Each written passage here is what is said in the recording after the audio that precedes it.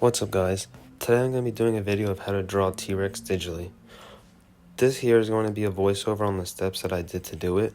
For this drawing I'm using reference, as you should always use reference to help your drawings or any art you are making. But basically all I'm doing right now is sketching the base for the T-Rex. Usually my sketches are very rough, but this one is a little more smooth. You can also use lines, like very thin lines, to help you draw around it, as you can see in the leg. I used a line to help me draw the leg and the foot. Reference really helps make sure you get the anatomy right. Yeah, right now I'm just sketching the basic pose of the T-Rex. Sometimes I use cross-hatching in the sketch, but you don't need to.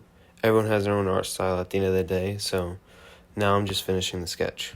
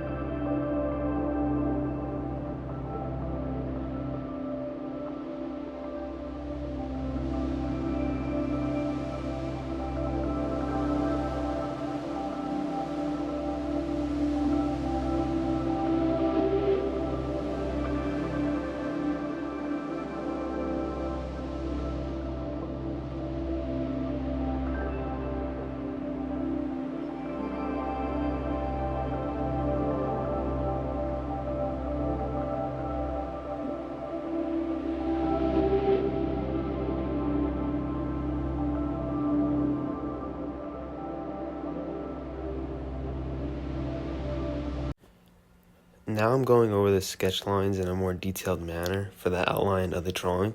Don't forget to lower the opacity of your sketch lines so then you could go over it in this outline. If this is your first time drawing digital art, it will feel weird, but don't worry, it gets much easier along the way. There are many different types of brushes to use and try. Now I'm just finishing up the outline.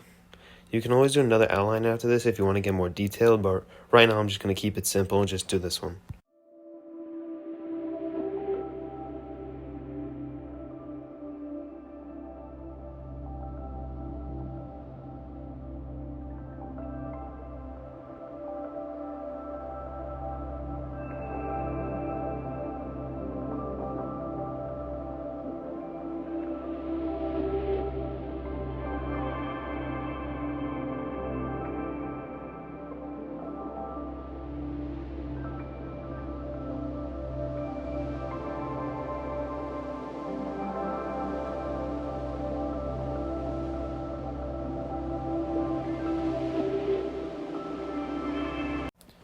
Now after you finish your outline for your drawing, what I recommend for the base is first create a layer underneath the outline.